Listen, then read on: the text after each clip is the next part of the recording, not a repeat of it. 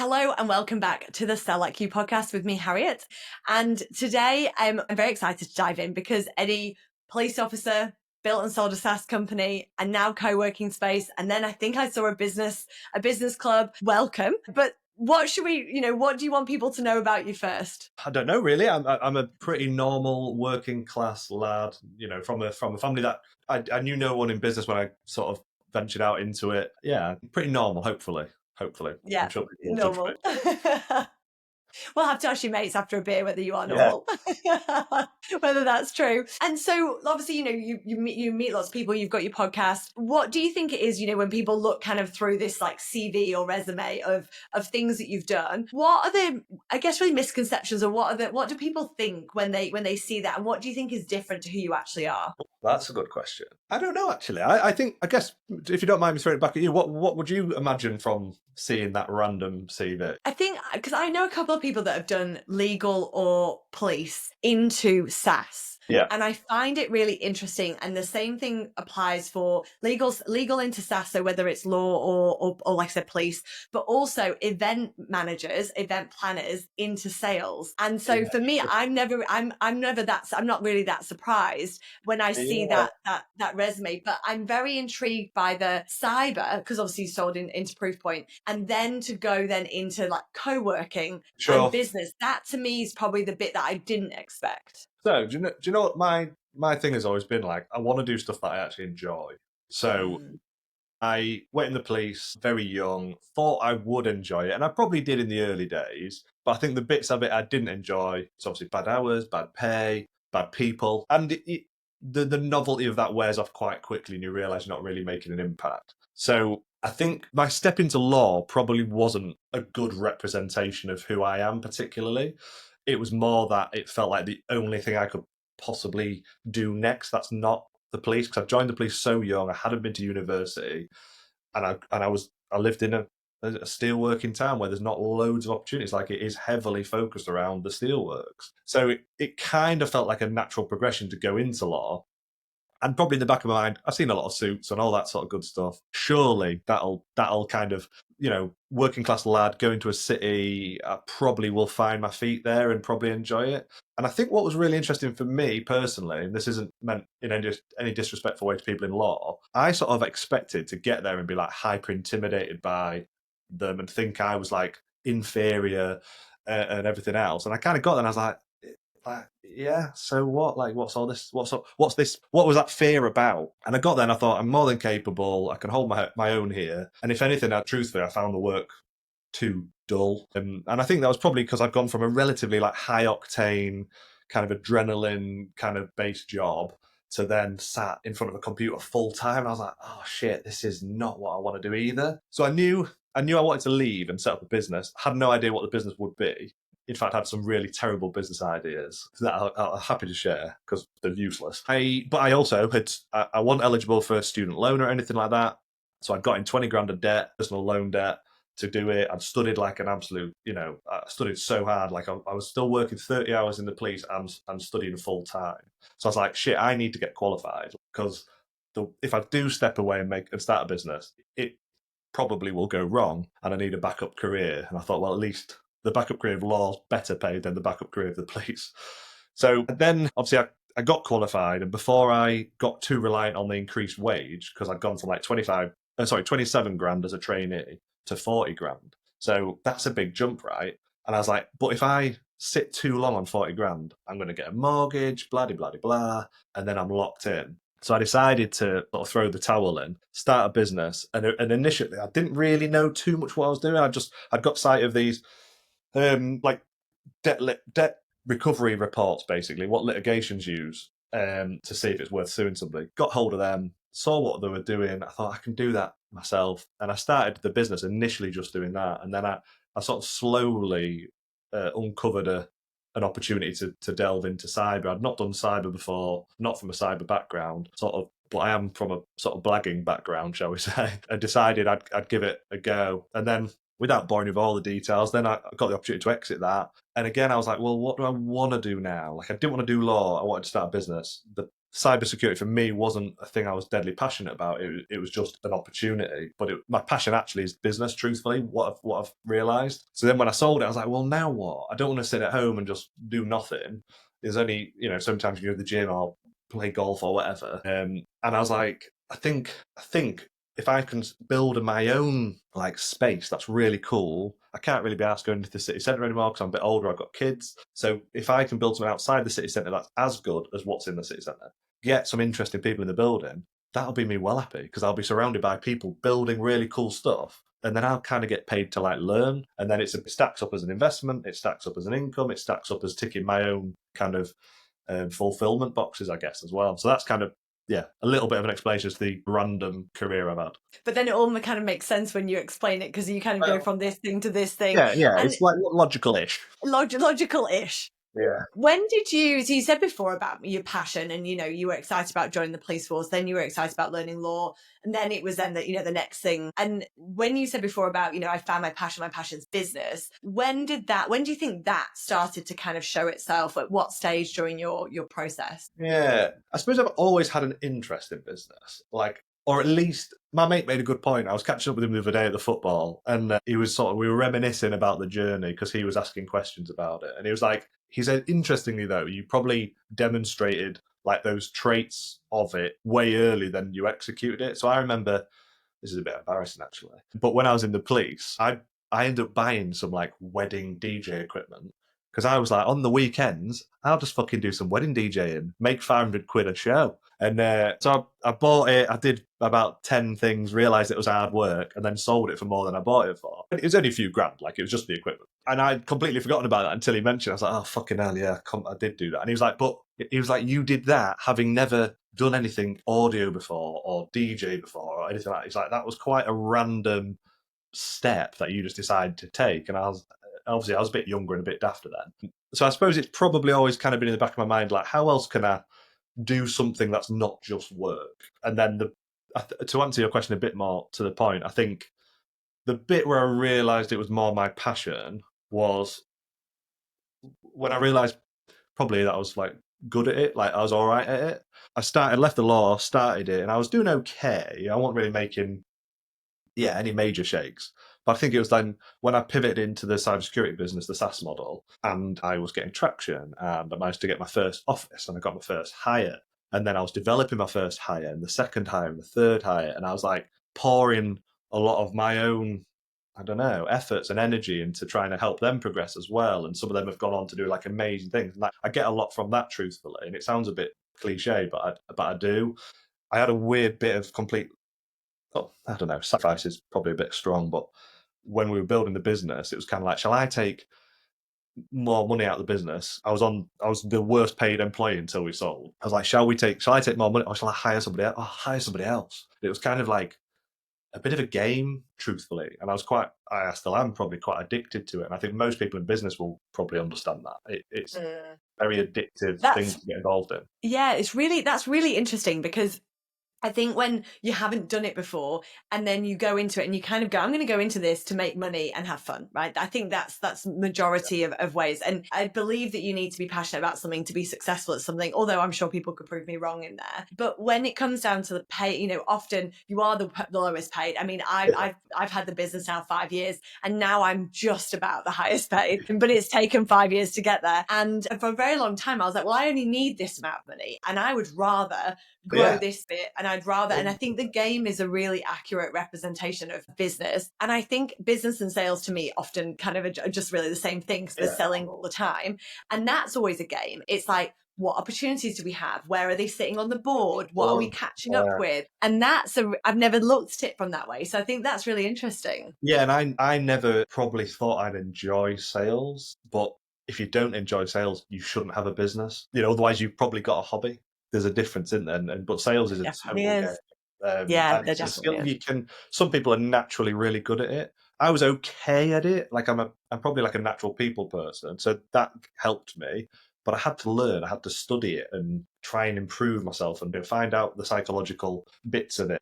And I'm still trying to learn now. I'm probably worse now at sales than I was because my I guess my need's not as great as it was when I had the other business. So that's interesting what different things impact your ability to make sales as well. Yeah. And with the business, so doing law and then going then obviously into the business that you end up selling to Proofpoint, how did you sell in those businesses? Like what was what can you remember your first kind of sales go to market for either one of those? Yeah, so the first thing was basically offering these like debt recovery reports to law firms. So all I did in that first like say couple of months when I was doing that, I didn't do that very long. I probably did that for well, there's a bit of an overlap between the two because obviously the other one took a while to get going. But that one was like old school, face to face, get in front of the lawyers who I knew needed the services, very local at the time because that made sense. And for me, it was probably like playing on the fact that it was basically like private investigation, corporate investigation work. I was playing on the fact that it's a bit of a murky field. People aren't really qualified. It's not regulated. You could trust me because I'm an ex-copper slash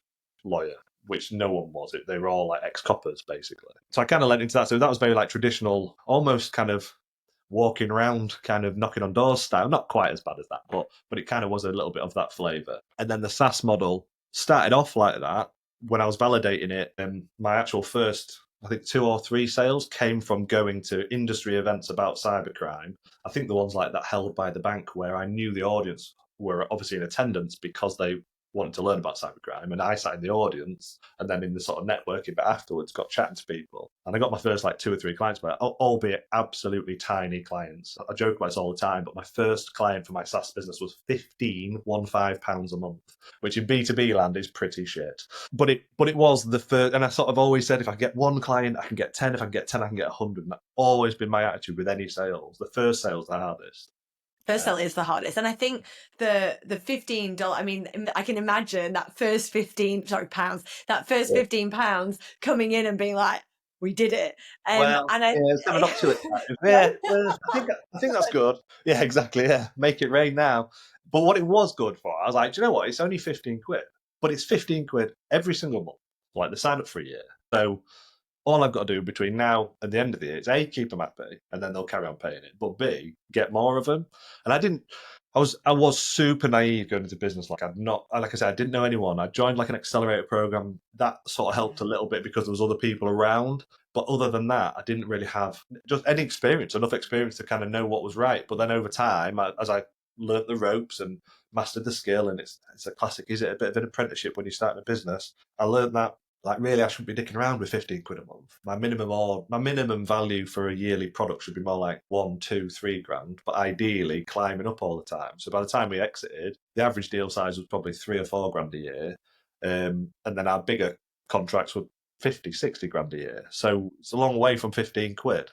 But yeah, you have to learn. You have to like learn your trade, I guess, and that's how I look at it in those early days. and how did you learn that? So I'm thinking back then, I mean, 20, like what year was that? 2016, I started. So halfway Okay. through 2016, I started the SaaS business. Yeah. Okay. So LinkedIn was around. I was trying to work Yeah, out the years. I was like, because the LinkedIn wasn't big then though. not And really. I It was think still very it's stuffy. still getting there. I think with LinkedIn, when I started using it, like 2010, was when I started using LinkedIn. That's showing my age now, but that was very much like we weren't allowed on LinkedIn. Like we Yes. weren't allowed to put our Yeah. name and our company. So I could put my first name, but not my picture. And I couldn't put that I worked for the company that I worked at because it was just a recruiter's tool. It Yeah, wasn't exactly. And that's all it was. And the only updates on there we were didn't have that. delighted to announce, and that was it. There was nothing else. Done. Yeah. So yeah, so good question. So in terms of like the early sort of or where I learned that, I guess I guess I just progressed slowly. I did the sort of face-to-face stuff, got a few clients from that. Then I was reading books all the time and listening to podcasts and chatting to people in the sort of network that I was in, and just trying to. I was very much doing the old test and learn and adapting. So name one piece of marketing, I have done it, good and bad. So we did everything from online. We did paid ads. So we did loads of Google ads, but they worked really, really well for us. It was a really good clear intent to buy when they were searching for our specific term. Our specific term for us was security awareness training. You were only Googling that if you're interested in buying, really, because who's Googling that at home? So that was quite easy. So we could turn the tap on and off, and I quickly realised how useful a tool that was. We did loads of cold email marketing. I did a lot of the sales stuff originally based off a book, which is called The Predictable Sales Revenue Model or something like that. I can't remember the title. I can send it after. Quite a semi-famous book for growing a SaaS thing, albeit it's ancient now. But it was all about funnels and email marketing and cold calling. I never really did the cold call. I tried it, hated it. But the cold email marketing and the cold email outreach on LinkedIn worked really well. And then the online ads worked really well for us. And then as LinkedIn started to kind of loosen up a bit, we went through a bit of a rebrand because the original brand was absolutely dog shit. And when we rebranded, LinkedIn was sort of just kind of coming alive. And I started to lean into a bit more of the brand. And the brand was really an extension of my sort of natural personality, which was a bit more relaxed, a bit more like chilled and a bit more fun, which then gave us a really nice space in the market to talk about cybersecurity that wasn't stuffy and corporate and jargon. We went the total opposite. We would, like bright yellow branding. We'd swear. We'd talk about making like cyber sexy and just silly stuff, but just stuff that was easy to make us stand out in the market. And then again, when we did that, it helped open up a new audience. And then we started sending packet, like, hard mail, lumpy mail, whatever you want to call it, to people with marketing stuff in it. And we mocked up like pretend Sega Mega Drive games and sent them out to people because our target audience was typically, middle-aged blokes who played Mega Drives when they were little. So yeah, we did loads, the whole lot, and it was just all of it test and learn, and being quite data-driven with it, which I didn't expect to enjoy that bit of it, but I did. And I guess so that's the business element, isn't it? Of the, can I grow something? Can I scale something? How, I mean, fast forward then to now you've got, your co-working space, and it's a very different market to sell. You're not selling a service. Well, you are selling a service, but you're not selling a cyber service. And the world shifted since then to today, or, last year. And so what have you taken across, and what was just like, oh my gosh, that just doesn't work anymore? I think the sort of personal brand thing has stayed true. I don't really like the word personal brand, but I do agree in the idea of having like you have a circle of influence. What's been interesting for me actually, because I moved out of cyber and then I moved into a bit of a broader business, it's taken a while to kind of turn that ship around because, I probably should have just gone and launched another cyber business really, but I didn't want to because it didn't really float my boat anymore. But I think, cold email and outreach still works. People don't like doing it because it's hard graft and it's frowned upon, but it works. So, like, who cares? I used to get a lot of, not abuse, I used to get a lot of people questioning my cold outreach approach, given that we were a cybersecurity business teaching people about GDPR and they deemed it to be a breach of GDPR. But, well, fuck it. I'm trying to build a business here. That was always my attitude. Like, Get out of my way. Sales, yeah, exactly. Sales cures every problem, right? Whatever problem your business has got, sales will cure it. That was always kind of my attitude towards it. So I think personal branding's always stayed true. Cold outreach, one good cold outreach. I don't mean just spamming people dog shit. So yeah, stuff that you actually can put a little bit of thought and creativity around. And creativity, that's died. People don't do that anymore, which drives me mental. I had a lad.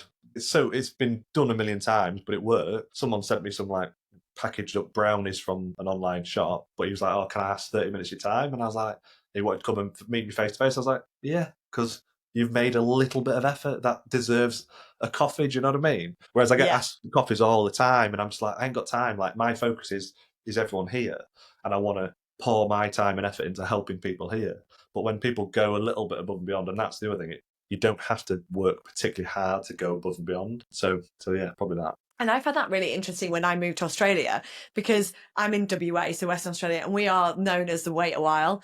And I think this definitely, I mean, I've been here nearly 11 years and it's definitely changed. And I work all across Australia and into Asia. And I think now that definitely we've seen the shift in the work ethic and like, people working longer hours and not just being at the beach all afternoon, which is what everyone thinks we do in Australia. But I think now, going and coming from the UK into Australia was that I just found, just by saying I would do something and then doing it would blow people's minds.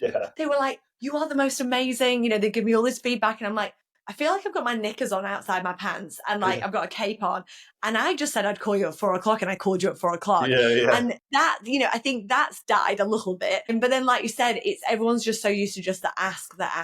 But if we can make it relevant, and I think that goes into sales, we can ask and ask and ask. But if we frame it differently and if we go, do you know what, I really want to work with you. And this is why I really want to work with you. And this is how I believe I can impact you, your life, your business. And here's a quick example of how we've done it. Is it worth 20 minutes of your time? That's going to be worth 20 minutes of your time. Just like the brownies, just like the snail mail option, somebody receiving something physical, even a handwritten note is something that I'm doing all the time at the moment. And you'll be amazed at the responses you get versus that could just be an email. And it's not really saying very much. But it shows you care. That's the fundamental point of it. And like it's the classic adage, people buy from people. It's like, you're not going to buy from this.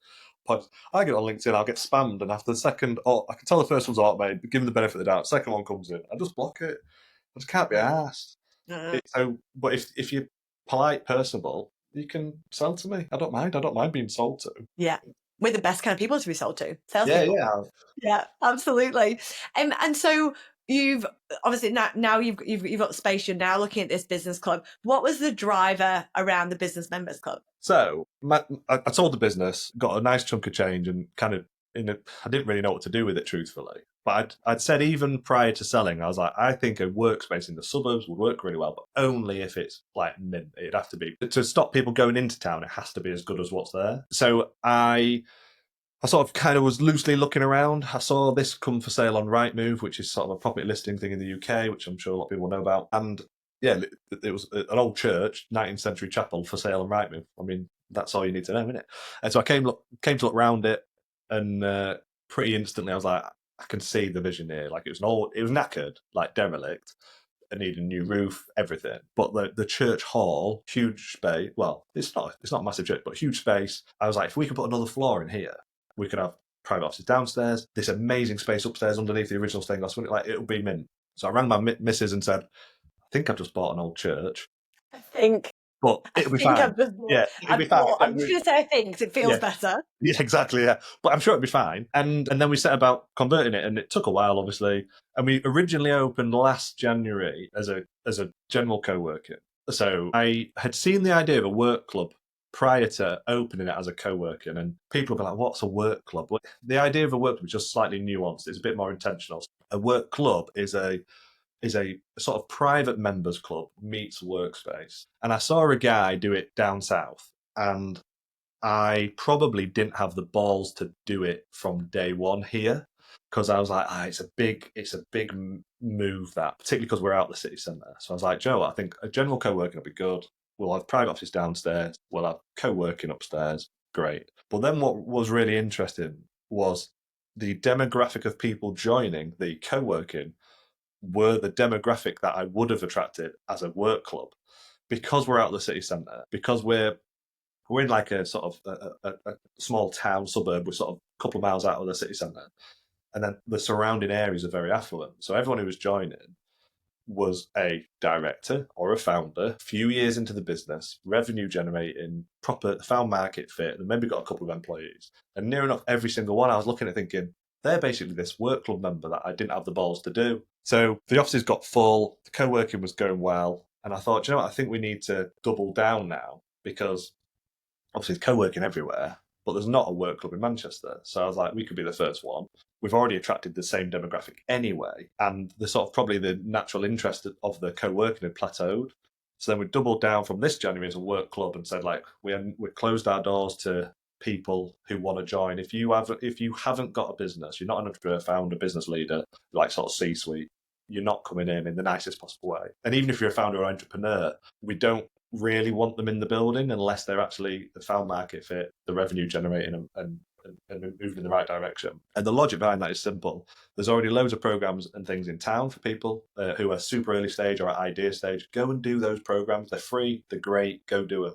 This is when you come after that, because there's no support. Once you've gone through an accelerated program and you've got it working and you're revenue generating and you feel like you're building, suddenly you're on your own.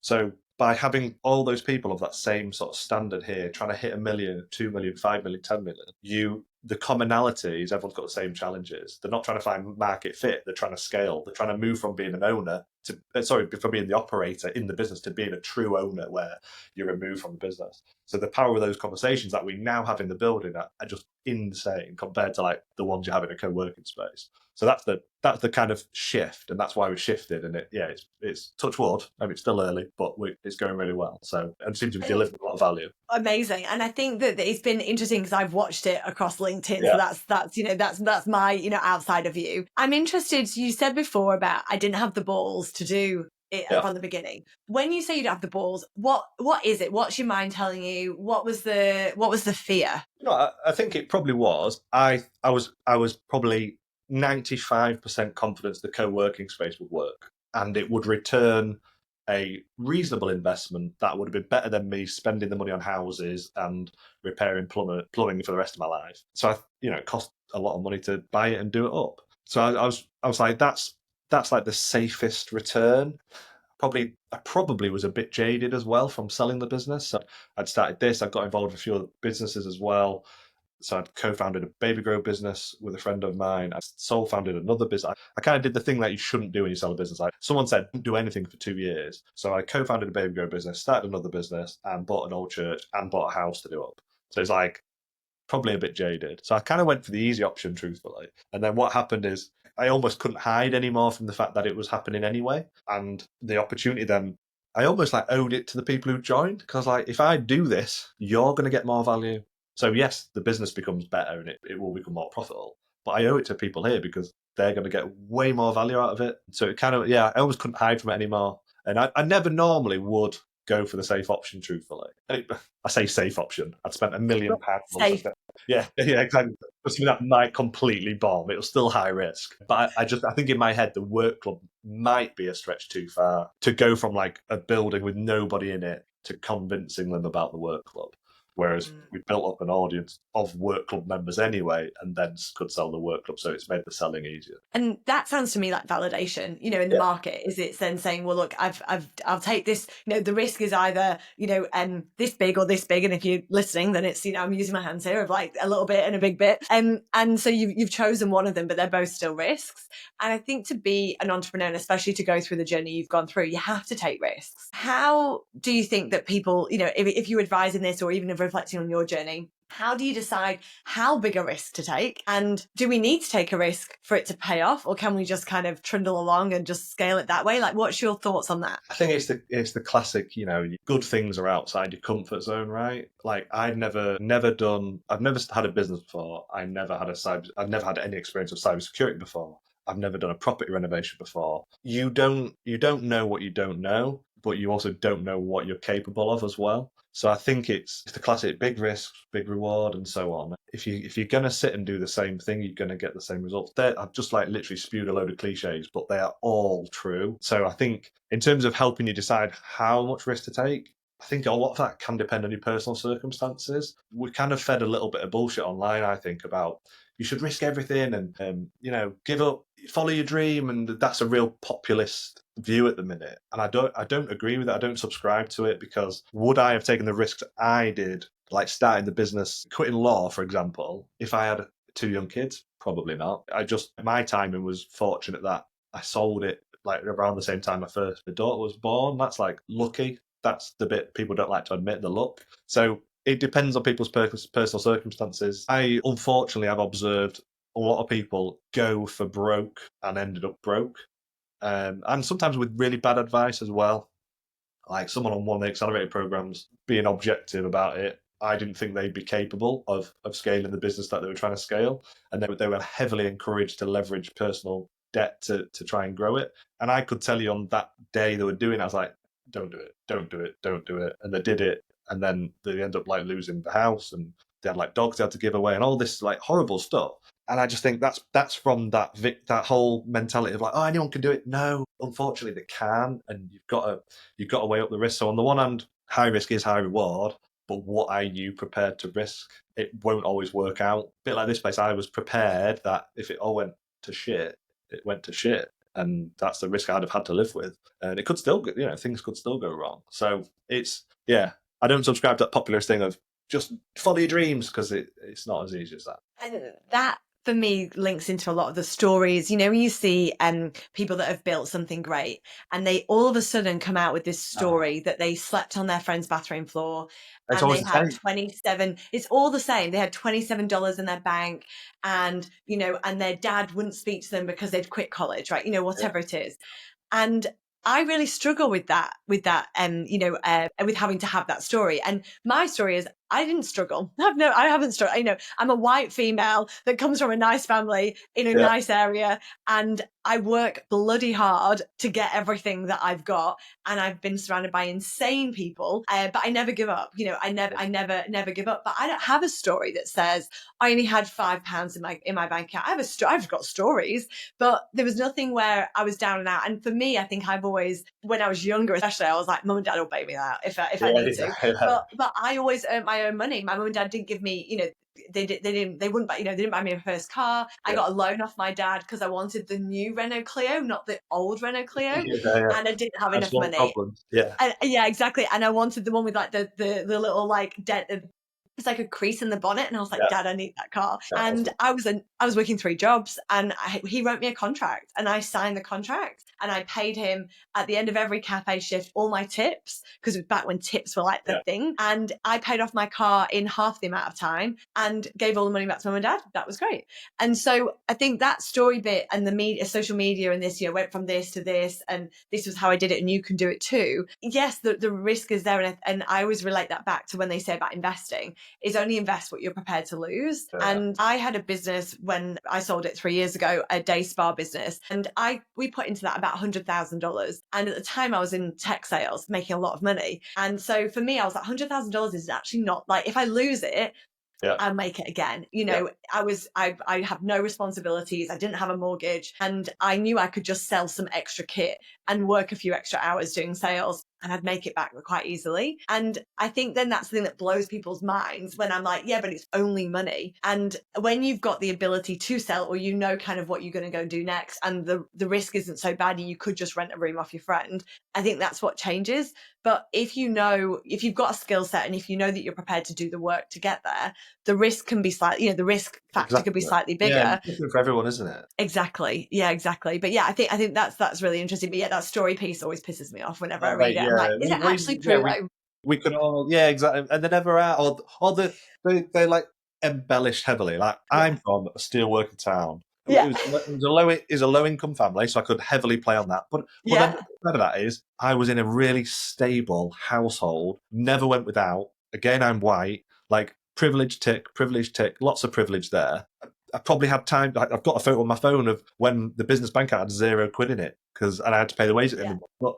But that's called having a fucking business. Like, that's called the risk. We've all been there. Yeah, exactly. But you can manufacture these stories. But I mean, fucking hell, I had a nice childhood, thankfully. Yes, yeah, exactly. Yeah, thankfully. And so, you know, when you look at exiting your business, and obviously, I mean, now, and whether the goal is to exit this one again, but what point did you decide enough was enough, and this is the moment? Was it an offer? Was it something that you just decided? And also, how did you do it? I'm intrigued. Yeah, it was semi-intentional, but it also happened a lot earlier than I thought. So I became as I've matured as a business owner, I became quite aware that you could sell it, and that was a thing. And that sounds really fucking stupid, but that's how stupid I was, right? When I started, I didn't really know you could sell a business. That's fucking dumb, right?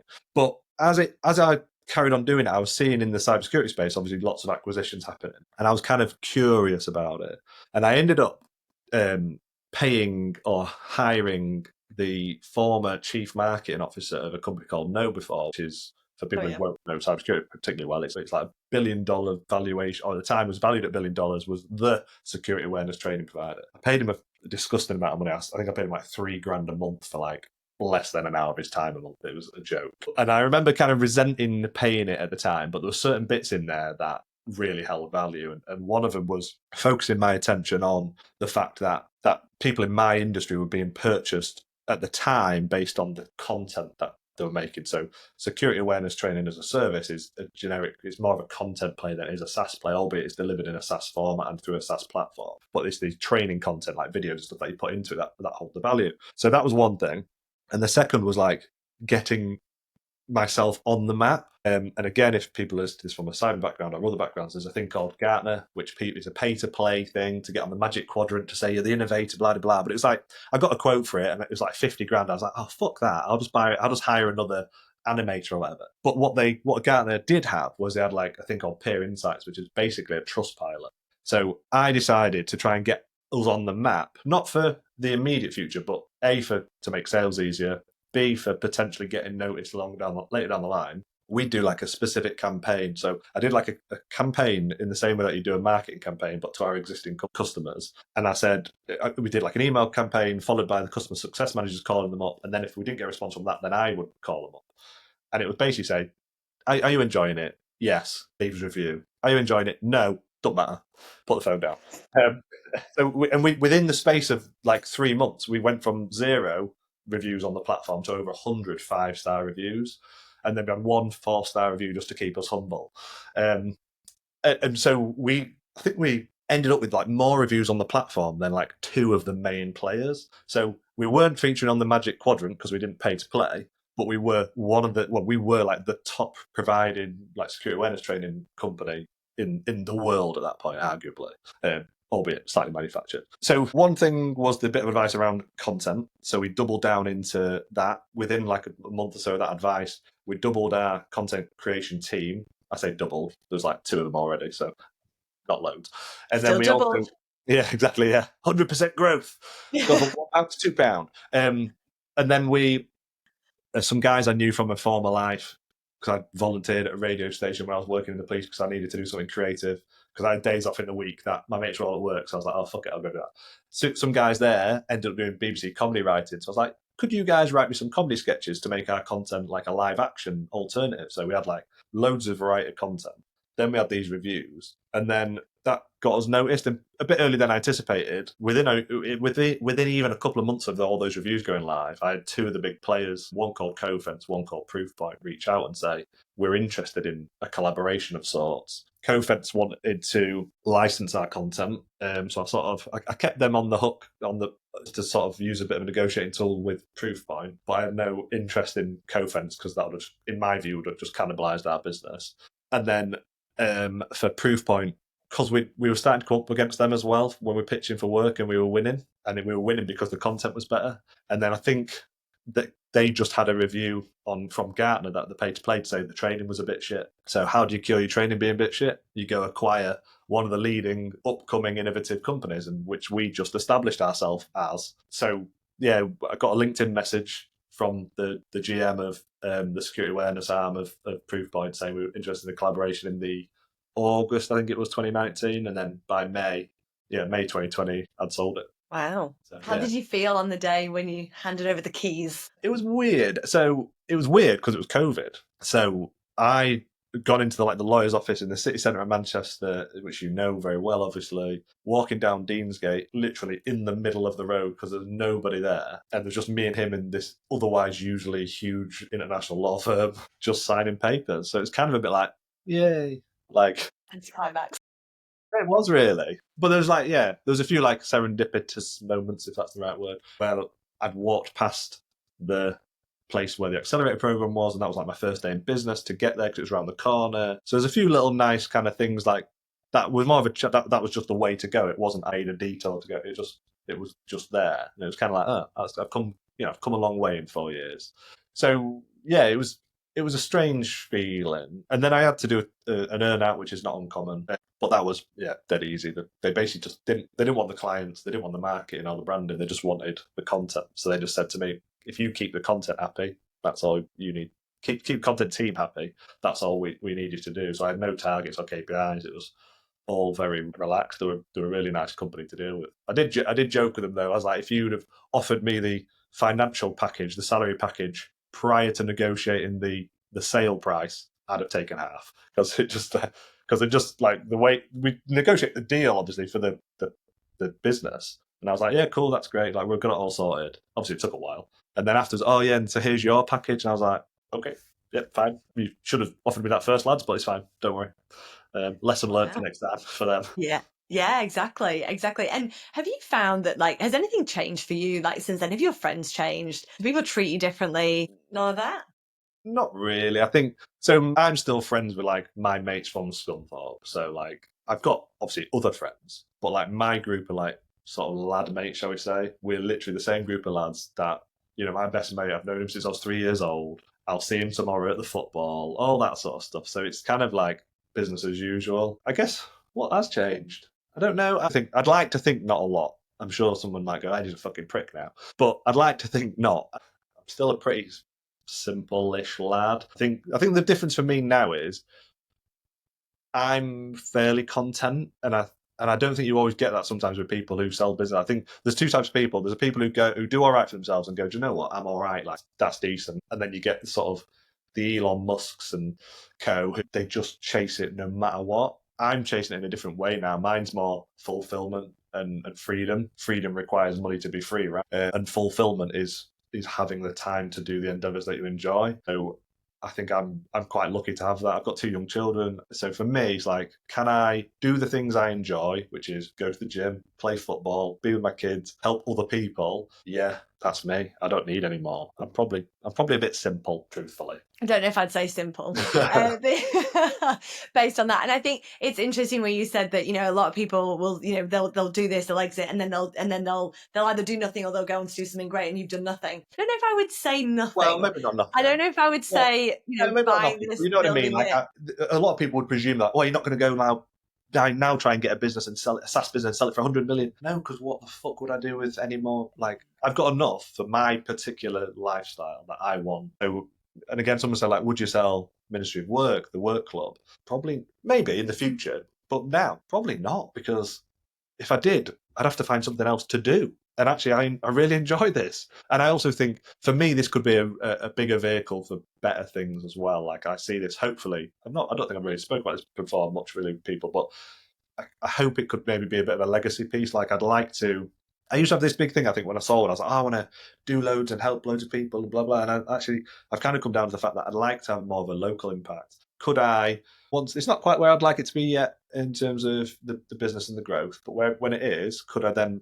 have a bit of a legacy element? It's like, right, people from disadvantaged backgrounds or low income households that don't know people in business, can we run, like, not a fucking government backed incubator or no offense to like business growth, but a lot of them are shit. One that's really practical, where we just help people who wouldn't otherwise be able to sit in a room with people who've built businesses and just help them.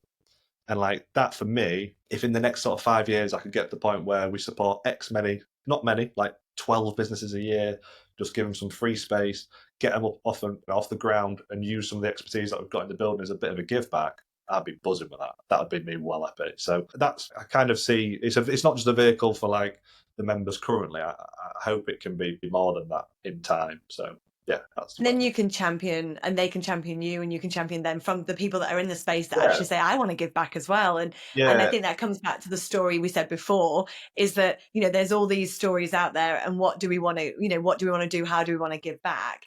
And I think often people don't realize that will come once you've seen success. Yeah. And that, for me, I've always thought of, I have 2 dogs, and I give a lot to the dogs home. Like, I'm the one that's on Facebook, and when they say we need money because this dog needs an operation, I ring them and I pay. And then my husband goes, what have you just paid for? And I'm like, well, this dog needed an operation, and it got burnt in a fire, and they need it. And I'm like, cool, I'll pay for it. Now it's legit. I can confirm it's not some scam. It's legit. Like, they're around the corner. And that's great, and that's tiny. But I think then the more success that I'm building, I then see the next things of how I can help others. And when people come to me, because again, I get the messages of, can I have 30 minutes of your time? Can I do this? And depending on what they're looking for and who they are, I will go and have those conversations with them. But I've also got vehicles that are free, that are resources, that are guides. They can say, look, go grab this, like, take this. You don't need to pay for it. Just take it, but just promise me you go and do something with it. Because I think I've been fortunate to be in the right rooms. And that's not because of how I was brought up, but that's just because of who I am. And then I've been fortunate, and the next people and the next people and the next people. And someone has seen that in me to then help me go through. Because I think the non-university piece I find really interesting. I hire a lot of people that didn't go to university because I didn't, and I'm like, I really value that, because I think they've not been tainted with with the way of, like, this is how you have to do it. They've got a different attitude towards it because they probably more grateful for the opportunity. Probably. Potentially. Yeah. So they at least recognise that there may be not these equivalent roles for people who haven't got degrees, so therefore they might be more grateful. Yeah, there's a lot of things that come into play, and I think if you get in a position where you can pay it forward. Don't be a dickhead. We all know these, like, particularly like tech's bad for it, innit? But all these people who get astronomical success and they're complete dickheads. Don't be a dickhead. Just fucking Just be don't be a nice. dickhead. Like, It's come not on. hard. It's not hard, is it? Like, It's not. just be nice and help people, like, and just try and have an impact. And the thing I always say to people, I've been chatting to a few of my friends who are trying to build businesses. And I'm like, build the business you want. Like, don't get caught up in just because everyone's telling you you've got to grow to 100 million or you've got to raise money or whatever. What do you actually want? Do you want to be accountable to somebody? Then, yeah, all right, get investment. You don't want to be accountable, then don't get investment.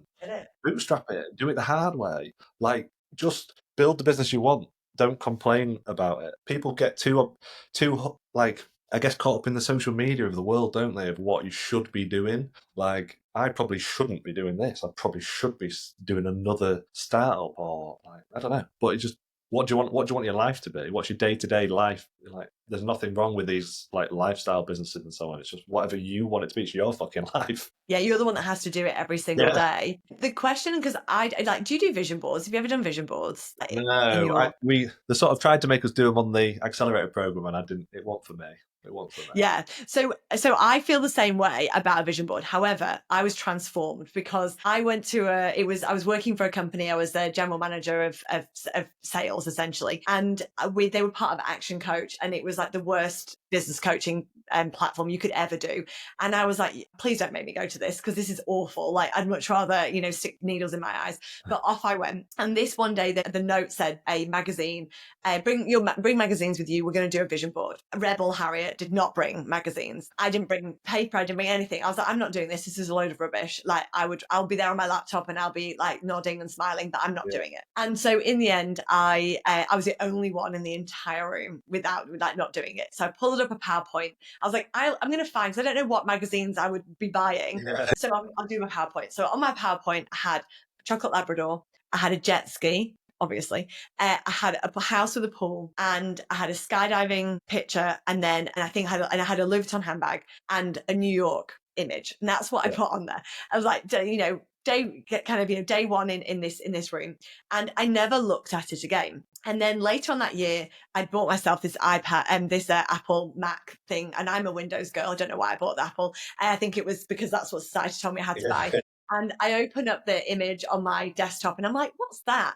And it's vision board. And it would have been 2014, 2015. And it was like vision board 2015. And it's towards the end of that year. And I open it, and everything that I'd put on there, I'd achieved. And I was like, I felt goosebumps. I was like, this is so weird, because I don't subscribe to this. It's not my vibe.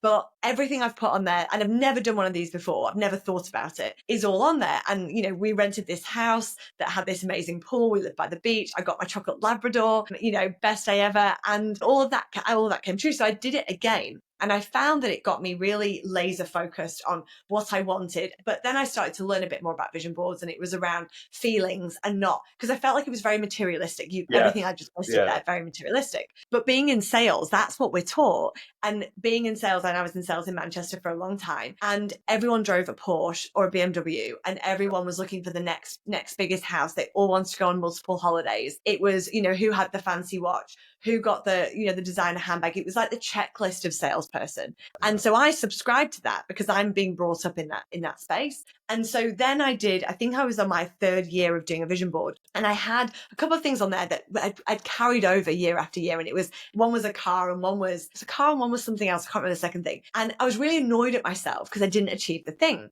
And one of my friends reflected to me, and she said, but could you go and buy the car? And I'm like, yeah, I could. And she's like, okay, so why don't you go and buy the car? I was like, because I don't think I want it. You don't want it, yeah. I don't want it. And that, to me, it was like, that just set me free. And so, and I've got a 10-year-old 4-wheel drive that I will never sell. And I do have a nice car now because I feel like my clients expect that of me. But I still battle with the requirement to actually show up. And I think being a female in business is slightly different, because I'm in I'm in tech and I'm in sales. And otherwise I rock up and they go, oh, who's the cute girl? Or who's the girl that's just come? And that's definitely changing. And I and I'm very, very fortunate. I don't take fools gladly, and I'm very confident, and I can walk into a room of 100 men and hold my own. I've got no fears there. But I found that for me, I'm still having to battle with that, because I've got to prove myself before I've proven myself. And that sometimes comes with what car you drive and how you dress. And I have to, I feel like I choose to do that. But outside of that, everything now I want, and everything my friends now tell me they want, I challenge them on that. And I'm like, okay, do you actually want it though? Or is it going to tell society that you're successful? Just like the Cartier bracelet now tells everyone that you've made it, just like this next thing. And I think it's really hard to stop and go, is that actually what I want? Or is it what society is telling me that I should be doing? Totally. So it's funny, to sort of send me a link to that. When I was absolutely broke on my ass trying to sell the shitty debt recovery reports, I was dressing in a fucking suit every day. Now I just pick whatever t-shirts on top of the pile, just the same Whichever one's ironed. basically, or sometimes not even. And it's and similar to you, like I've had a sort of dream car in my list forever, and then I got to the point I could buy it, and my brother was like, "You're not going to buy it?" And I was like, "I don't think I really want it, to be honest. I think it was just a thing I thought I wanted. I'd rather spend it on a fucking church or, whatever other thing I want to do." It's kind of weird what you think you want, what you're taught you want versus what the reality. Exactly. Yeah, exactly. Last couple of questions with regards to the, obviously co-work, and I know now you've shifted to the members club. What do you think, or where do you think we're going with this whole remote work and this new generation of workforce that's coming in, and this younger generation? What are you seeing? Where are we going? What's going to happen? See, people might think I'm slightly biased, and I'd argue I'm not, because the people here are generally independent solo workers who've got an office somewhere else and they come to work here to get away from their office, or they are solo workers who want to get away from home. But my view on it is, having had my startup in an office and then 2 offices when we sort of grew a bit bigger, I think the bubble's bursting, if it hasn't already burst, on working from home. Hybrid, definite big tick. Love hybrid. I don't want to be in the office every single day. It's meant to work at home sometimes and do whatever you need to get done. Definitely. But I think from a developmental point of view, particularly, mental health for one, and developmental is the one I really, really worry about, particularly those who are coming into business. If you're sat at home day in, day out, and you're not sat with your peers and your seniors, and you're not getting that learning by osmosis where you sat next to them, listen to conversations, or worse, in a creative job, you must be creative at 2 p.m. on the dot when we have our creative call for the client strategy meeting. That's not really how creativity works. So I have a fear for the younger generation, of people just coming into work now where they're going to miss out on opportunities, and they're not going to develop, and they're also going to have mental health issues, because you need to be around people. That's why this place works, because people want to be around people, and people want to be around people who get their situation as well. And so this is why it works here, because everyone who's at the head of a business feels quite lonely, because you can't. It sounds a bit like woe is me, but you can't really speak to your staff about the fact you need to make someone redundant. But you can speak to somebody here who will also give you some really brutal advice that you might need to hear to save the business and save those other jobs. I fear for people who work from home exclusively now. Genuinely fear. But I also think, on the flip side of that, if someone's an employee, it's so easy to stand out now. Get yourself in the office, learn, be hungry. It's probably easier than ever to stand out. Easier than ever. And I think if I was in this scenario now, and I was in a team of 100 people, 80% would want to be at home, almost certainly. I'd be one of them in the office every day. But that's just me. And it's interesting because I'm building a team. We've got 5 in the team, and we work from an office since COVID. I mean, COVID, I was working for somebody else when that hit, and actually I just had my notice in February, just before COVID hit. And that really made you real question about whether it was the right thing to do, especially when they offer you your job back. Yeah. Maybe I shouldn't. Yeah. But that was the work. Yeah, it was hard. So I'm saying the world giving you a sign that you should go back to that. Exactly. Yeah, it definitely was. And so then I was working from home, and then come back from working from home, and then starting a business on my own. So I worked from home on my own, and then I joined a co-working space in Perth, and that was amazing. And I got out there and met people, but I'm not afraid to go out and ask for coffees and meet people. So I'd work out of random people's offices for the day as it was growing, because I get to see their environments and what's happening. And now we've been in office since in the last probably nearly a year, I reckon we've been in an office, which is awesome. But I think it's interesting when people are applying, everybody is asking, can I work from home? Now, these are all salespeople and they're all junior and they're all new to the industry.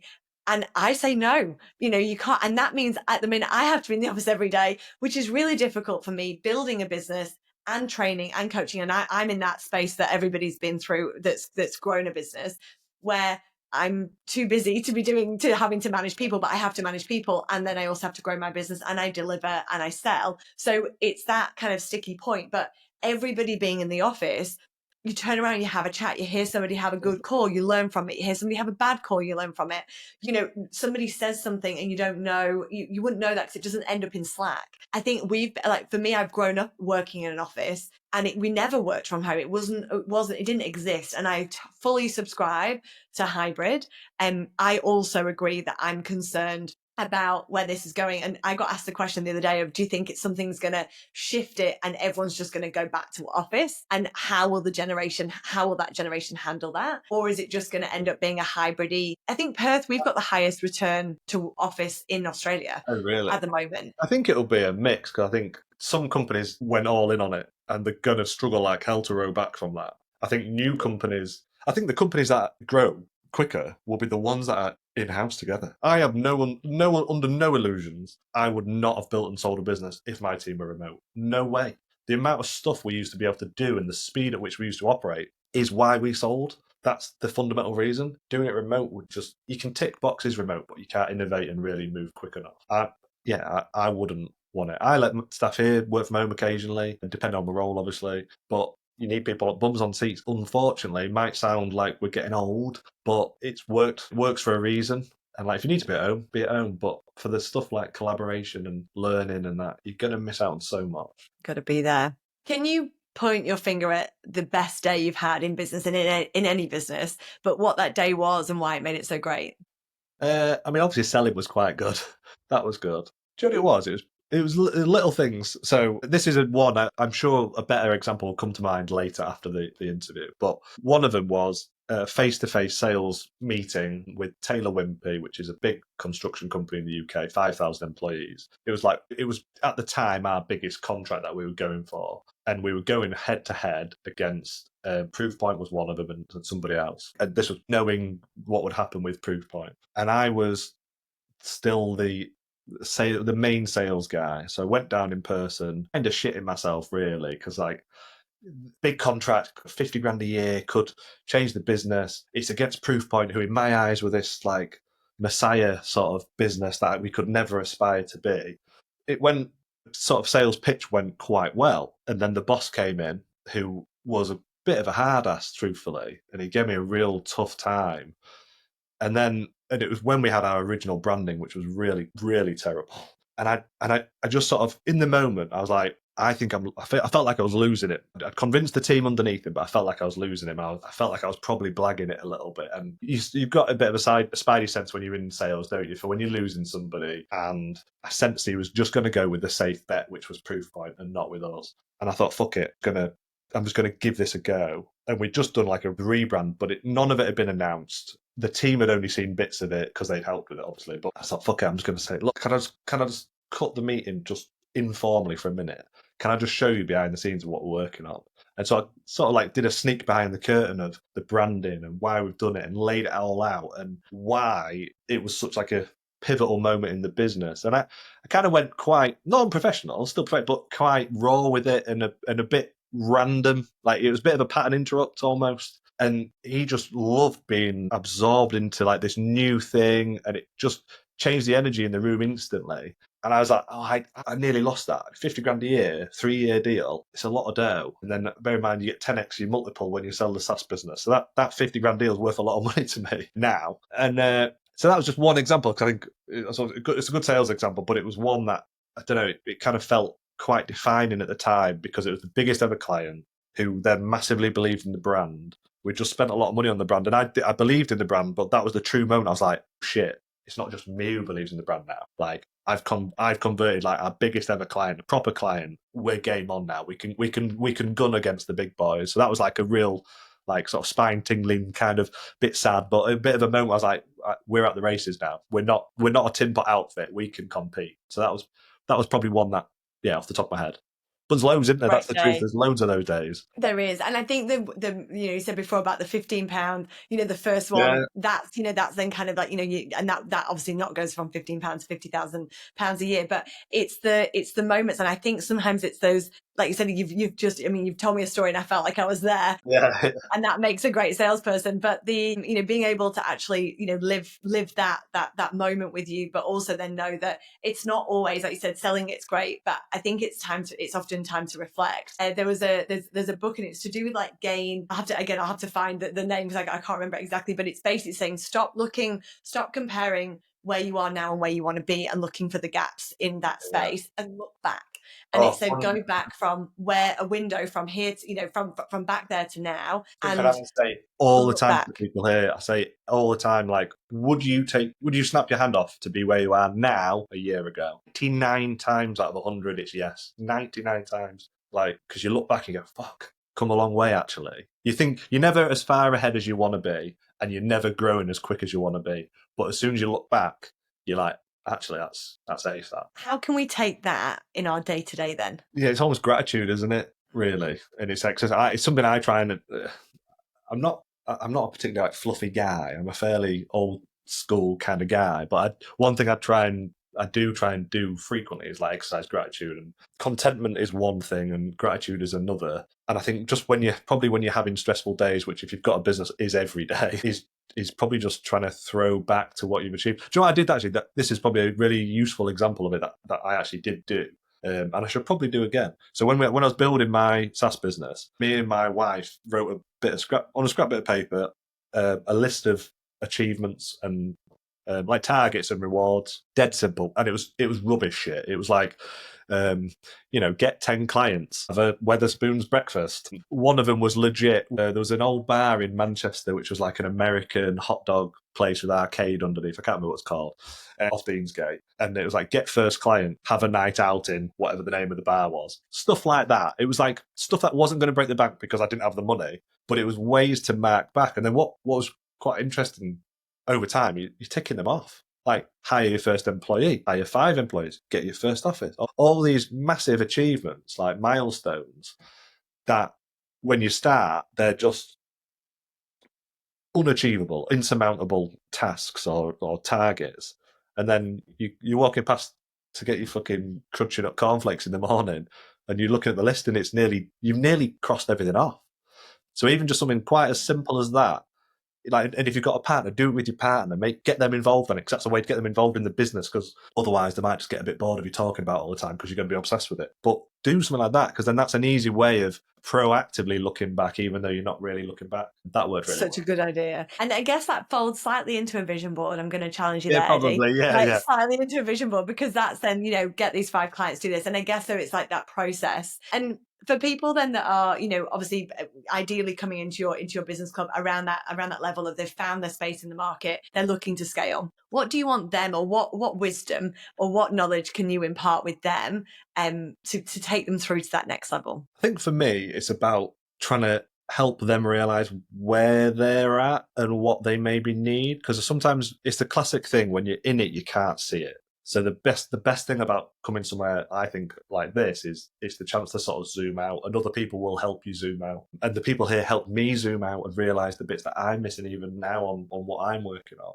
So I think, I joked with my wife this morning, actually. I was like, I don't know if it's good or bad. I never ask people here really about, how's your wife? How's your kid? How's your husband? I always ask about the business.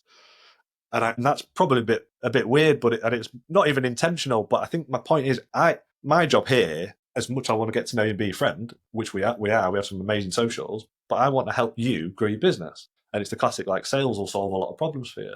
So by talking to them and finding out just at the coffee shop, hey, Harriet, how's your day going? What's the gossip with the business this week? What's the challenges? You'll say, well, fucking hell, actually, I'm this. Right, I know you need to speak to, or this is what I did, or I spoke to Dave earlier who did this and he fixed it. It's those conversations. They're the like magical moments that are happening like every day, just by the coffee machine. It doesn't happen. It happens without me, and that's what I love. It's like I like look at it from afar. And I'm like, they've just solved $100,000 problem over there. over a bowl of Weetabix. It's just mad stuff like that. That's what I love about it.